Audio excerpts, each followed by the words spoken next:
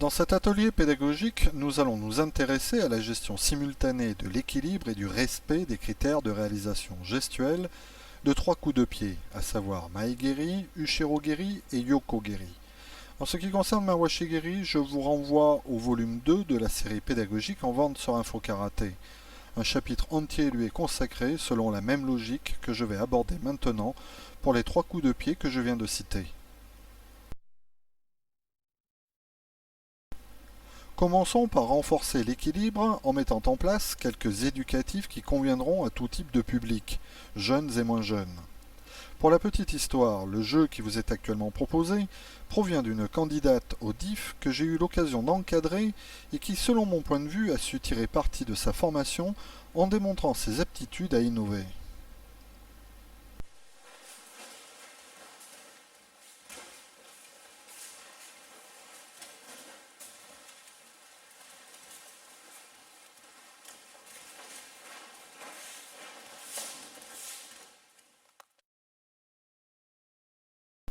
Dans cet autre jeu d'équilibre, il s'agit de passer d'une position de type Mae-geri à une position de type Ushiro-geri en essayant de garder le cerceau en contact avec le dessus puis le dessous de la cuisse, en somme sans faire tomber le cerceau.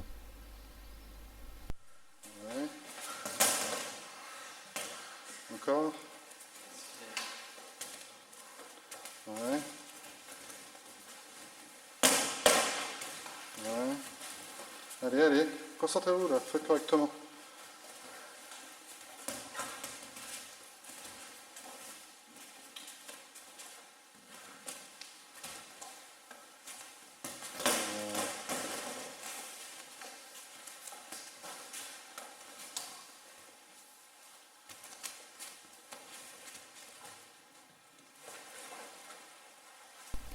Du fait des contraintes qu'impose la présence d'un partenaire recroquevillé en boule, le but de cette situation permet dans un premier temps de mettre en place un travail sur les critères de réalisation gestuelle de Mae-geri.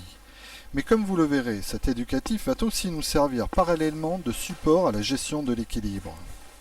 Cet exercice n'est certes pas innovant, mais la configuration de l'enchaînement est intéressante, puisqu'elle induit aussi le respect des critères de réalisation de position de type Motodachi ou Zenkutsu-dachi, donnant ainsi un peu plus de réalisme au contexte dans lequel le coup de pied a plus de chances d'être réalisé.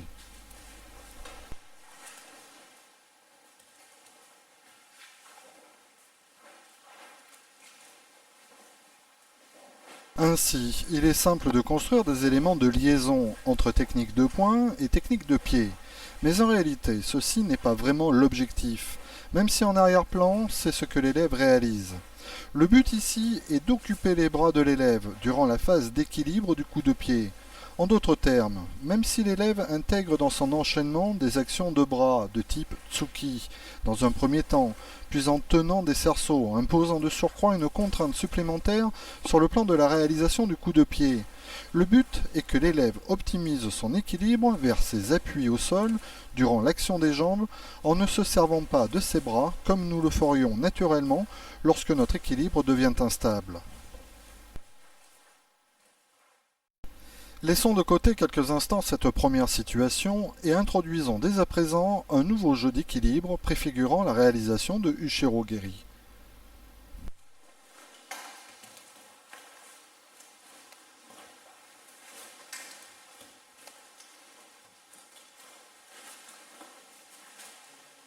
Allez, encore, impliquez-vous.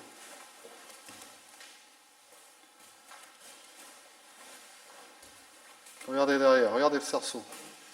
Voilà. Penchez pas trop en avant. Regardez le cerceau.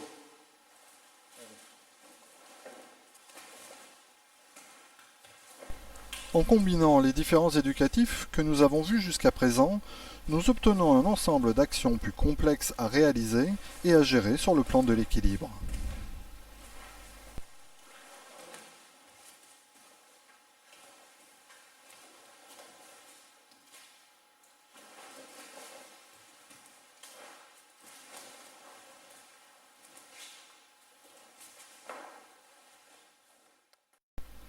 Si l'on s'attarde sur Ushiro-geri, la présence du cerceau vise les mêmes effets que dans les exercices précédents, à à savoir occuper les bras durant l'action des jambes.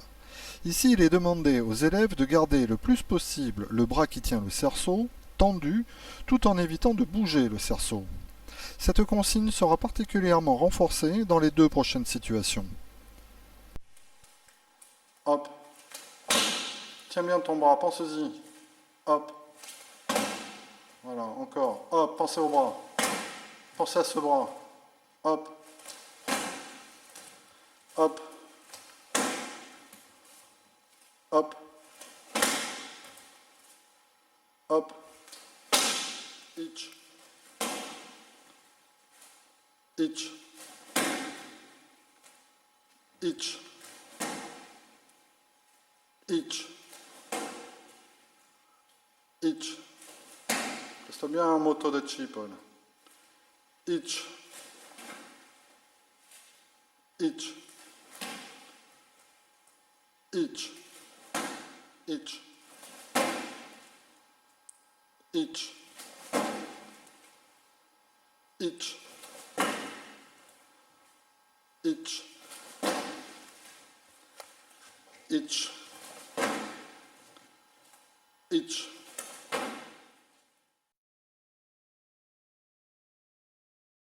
Dans ce premier éducatif visant l'acquisition des critères de réalisation de Yokogiri, l'élève doit franchir un cerceau placé relativement près de lui pour aller poser la tranche du pied directement au sol. Histoire de prendre conscience que la flexion de la cheville conditionne très fortement la forme du coup de pied, qui en ce qui concerne Yokogiri s'organise autour d'une trajectoire non circulaire du pied. Afin de renforcer cette situation, l'élève ne va maintenant plus poser le tranchant du pied au sol, l'obligeant ainsi à gérer son équilibre, tout en cherchant à respecter les critères de réalisation gestuelle mis en évidence précédemment, à savoir trajectoire non circulaire du pied et maintien de la cheville en flexion durant toutes les phases du coup de pied.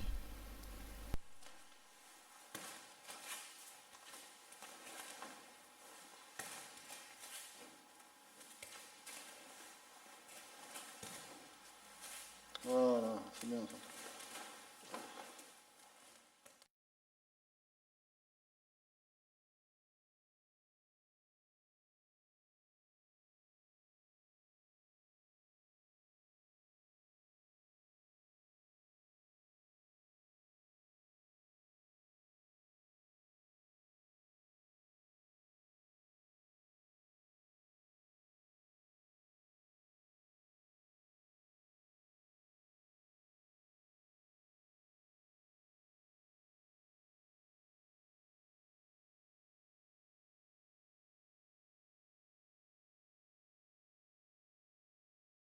Pour conclure, le genou libre dans cet exercice sert de balancier de façon à aider l'élève à propulser le tranchant du pied sur une trajectoire non circulaire. Voilà, boum, voilà, c'est loin, et boum, voilà, et saute dessus, voilà, ouais, ouais. Tout de suite, je pêche.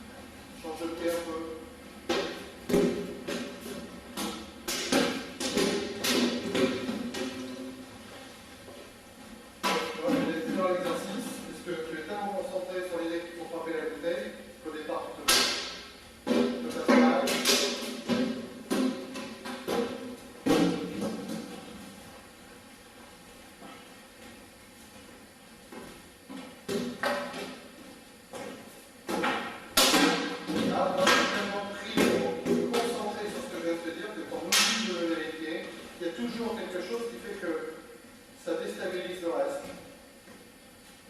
Voilà. On prend le temps de bien faire les positions. Le maigiri n'est qu'un élément supplémentaire et pas l'unique élément à faire. On pose bien les pieds où il faut, on fait les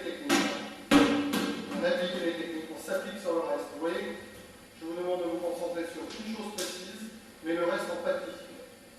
Vous devez prendre l'événement au moment où il arrive. On se concentre uniquement lorsqu'il est à faire. On reste concentré sur le reste. Vous voyez, stop. Tu vois ta réaction, hop, tout de suite tu as envie de partir. Parce que la bouteille représente l'objet. Comme un ballon de basket. On en met un dans une équipe, tout le monde veut le ballon et oublie de jouer. Donc là c'est pareil, je vous rajoute quelque chose, vous me pensez que c'est cette chose, ça c'est le jeu. C'est j'ai joué. Tout à l'heure j'ai joué à frapper le temps. Maintenant, je maîtrise peut-être un tout petit peu plus, c'est-à-dire que j'ai compris ce qui doit se passer à cause du banc. Je l'ai compris, je dois maintenant donc l'inclure dans d'autres choses que j'ai aussi compris, c'est-à-dire d'autres mouvements. Donc, si je démarre à l'extérieur, Tsuki, je rentre, Uchiuke par exemple, faites ce que vous voulez. D'ici, vous frappez la bouteille, mais ce n'est pas l'unique chose à faire, c'était une chose en plus à faire. Et là, je recule, Renamara par exemple, Moto, Zenkutsu. J'habille, je suis libre sur le reste. Mais ça ne doit pas me faire oublier de bien frapper la bouteille, et ça ne doit pas me faire oublier de bien faire le reste. C'est un événement en plus. Allez.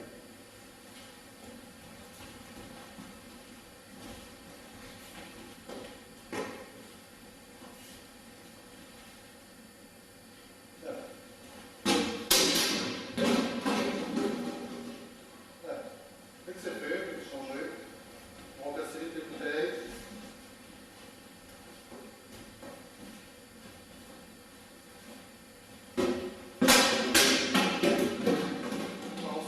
Pour le quitter, par exemple, on n'en oublie pas de le quitter. Vous voyez, si quelque chose ne marche plus à ce moment-là, c'est que cette chose a besoin d'être travaillée. On se place, on vient tout sous, on doit dessus.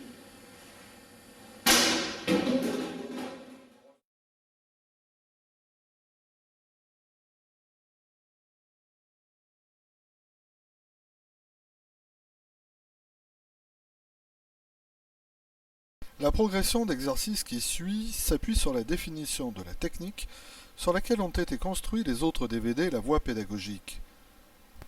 Dans cette séquence, nous allons justement faire interagir au moins 3 principes d'action: la distance, la précision et le respect des critères de réalisation gestuelle d'un certain nombre de techniques simples, dites de base, dans le sens où nous nous adressons à des débutants abordant pratiquement leur première séance technique. La logique des exercices est simple. Les élèves évoluent en 2 temps. La distance entre les partenaires étant fixée par celle du bras tendu en Oitsuki dès le départ des actions, il s'agit dans un premier temps de se déplacer ensemble sans s'écarter ni se rapprocher de son partenaire, c'est-à-dire en gardant la cible adverse en inquisition. Il est important de préciser aux élèves qu'ils ne doivent surtout pas bouger durant le déplacement, le tronc et les poings, dont celui en équité. Le but de cette première phase est bien évidemment de mettre en place des repères visant à intégrer les paramètres techniques des positions utilisées pour les déplacements, à savoir longueur du pas et orientation des appuis par exemple. Puis, dans un deuxième temps, une fois le déplacement effectué, il s'agit simplement de réaliser un tsuki pour commencer, en profitant du fait que si le haut du corps n'a pas bougé pendant le déplacement, le bassin a subi une torsion favorisant l'action des bras. D'une certaine manière, nous introduisons d'emblée la notion de travail des hanches en séparant le déplacement de l'action des bras. Une fois que le protocole de ce premier exercice sera intégré, il est simple de le décliner en faisant varier les positions lors des déplacements, puis les techniques de bras en intégrant progressivement les blocages, etc.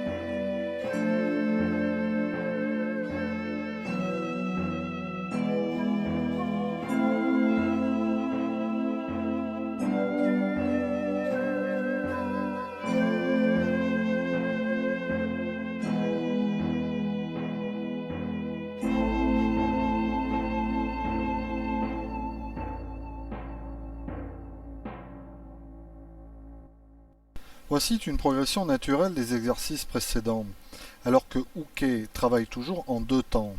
Il va cette fois-ci reculer seul et attendre Tori, les bras armés. Quant à Tori, il a pour consigne d'avancer une fois Uke immobile afin de réaliser son attaque en un temps, c'est-à-dire en l'associant à son déplacement. Ce n'est qu'à ce moment que Uke réalisera son blocage. Pour terminer, voici une troisième stratégie entrant toujours dans la logique du travail précédent, tout en le performant.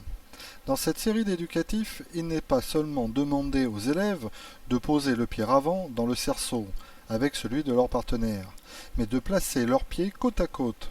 En associant cette consigne au travail précédent, c'est-à-dire celui qui consiste à garder le bras tendu et le poing en inquisition sur la cible adverse durant le déplacement, nous imposons à la position une profondeur, puis une direction au pied avant en motodachi ou zenkutsudachi, et à l'attaque d'une façon générale un repère simple et concret en termes de distance. Ce nouveau repère, c'est-à-dire placer donc son pied avant à hauteur de celui de son adversaire, permet progressivement d'entamer un travail de synchronisation en un temps entre l'action des bras et le déplacement. Pour terminer, il suffira seulement d'éloigner progressivement les élèves du cerceau pour évaluer le travail réalisé. 3, 1, 2, 3.